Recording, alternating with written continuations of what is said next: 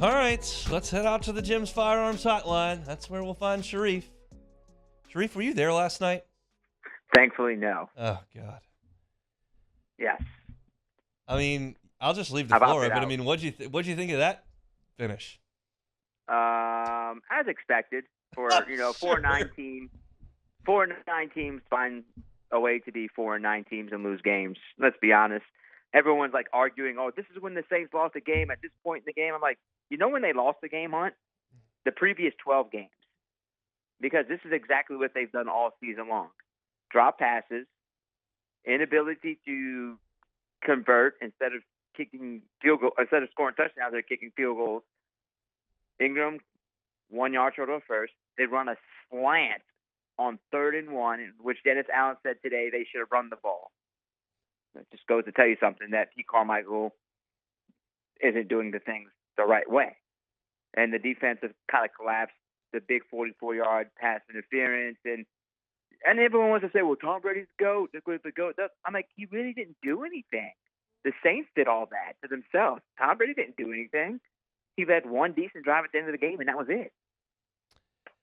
I mean, there's so many directions to go. Did you think that Dennis Allen made any significant errors last night in terms of the decision-making?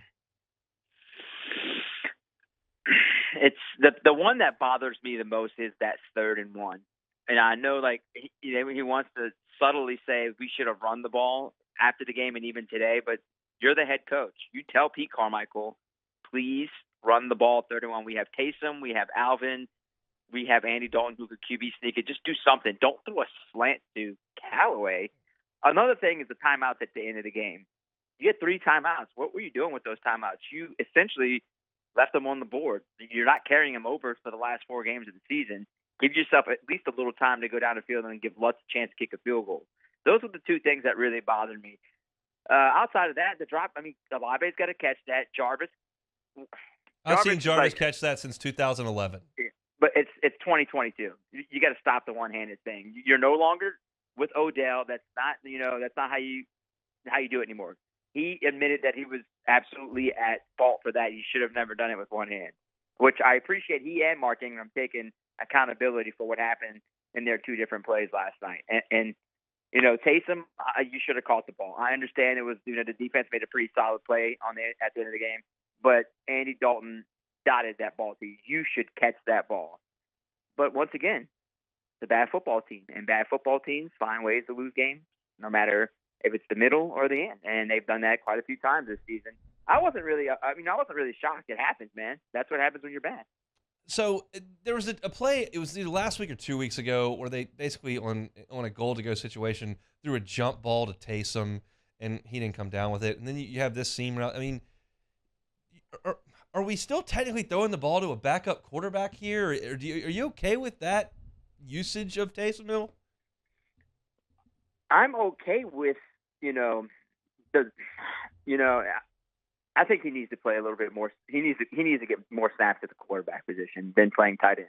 He caught a touchdown last night, and everybody was celebrating it. But the play before that, Chris Olave was wide open in the end zone.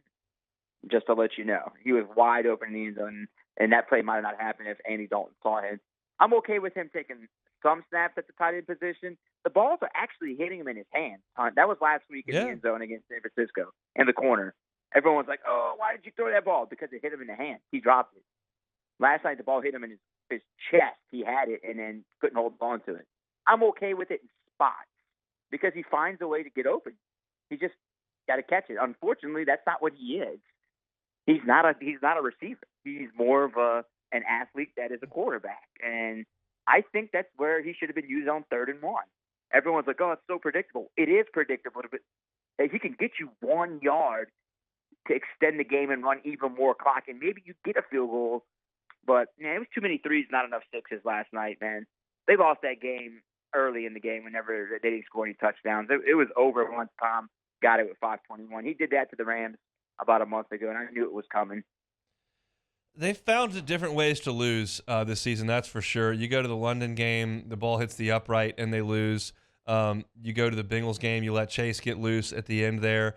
Certainly the picks at the end of the first half against the Cardinals were nuts. Pittsburgh felt so bad because you scored 10 points on an awful team. You get shut out last week in San Francisco, and then you let this one off the hook.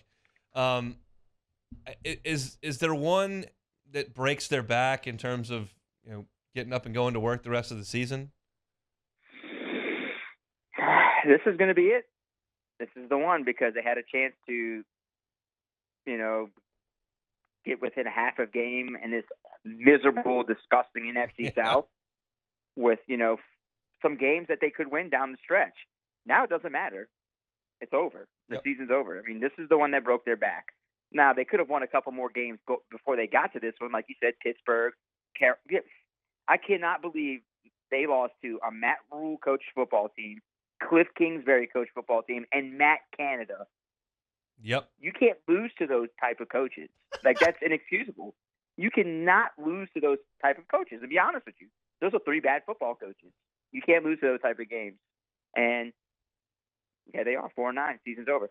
Troy beat Matt Canada. No problem. Of course. Got fired. All right. So is there anything that can happen over the next month that would give any sort of optimism to Saints fans? A specific player, some sort of, what could happen over the next month? Because the playoffs are toast. We can finally put that to bed. Is there anything that can happen that would be positive? I know what the fans want, and I don't know if they're going to get it. If they go 1-3 or 0-4, there will be a change, in my opinion. I think Dennis went from being comfortable to the hot seat after last night's game. We have to have that discussion. And I know they may not do it because of the relationship they have with him.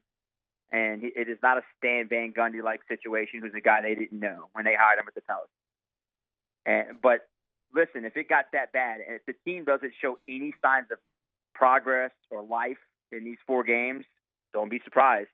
I just don't think they can go back. They cannot afford to go pre-2005 bad. It cannot get that bad again. They built this franchise for so many years, from 6 to 21. And if you go backwards because of 1 year and continue to go backwards, I don't know how it's going to be hard to come back from. It's going to take quite a few years. I don't think they want to do that. But in terms of short optimism for the rest of the season, you can keep looking at Chris Olave, see if he can win Offensive Rookie of the Year, get more looks for Rashid Shaheed, who was awesome last night. I'm a little bit surprised that they haven't used him even more. It feels like a few games ago, they give him 1 touchdown, and they don't use him anymore. Give him more touches. Give him more looks. He's really impressed in the kicking game. He's impressed in the punt game. As a receiver, let him get more looks. See what you have from him. I wonder if you let Lattimore come back now and further his injury, or just let him get healthy. I mean, in my opinion, just let him get healthy and let the young players keep playing. And Monty Taylor, how about a steal in the draft? He's becoming a lockdown corner for them. I mean, you got some good rookies. Trevor Penning. I mean, they did well in the draft this year. They really did do a good job in drafting guys and setting up for the future. So that's what you can look forward to. I mean, if that's what you want to watch the last 4 games, I mean, that's what you're going to get. There's nothing else that they can do with this season at all. And maybe Cam Jordan passing Ricky Jackson with 4 games left. He has to get 3 sacks to become the franchise's all-time sacks leader.